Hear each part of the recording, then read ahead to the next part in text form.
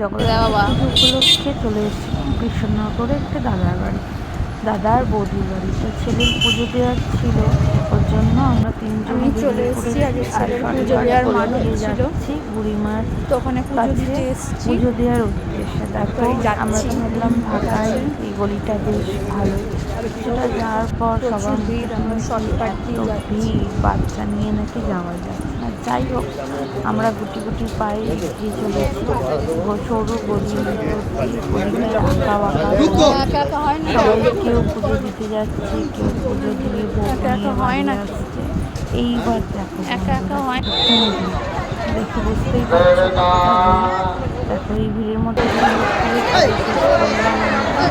পুজোটা দিতে যাচ্ছি।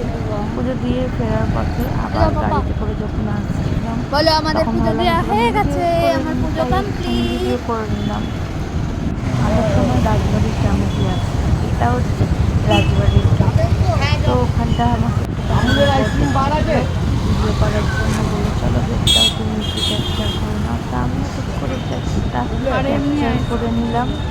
তো ভিতরে গেছি যখন দিদিদের বাড়ি এসেছিলাম, এটা পুজো দিতে যাওয়ার সময় তখন ফটোগুলো তুলেছিলাম, ভাবলাম তোমাদের সাথে শেয়ার করি, তাই তোমাদের সাথে একটুখানি শেয়ার করে দিলাম। এটা পুজো দিতে যাওয়ার সময় দেখো আমি তখন বাড়ির থেকে বেরোচ্ছি, এই আর কি।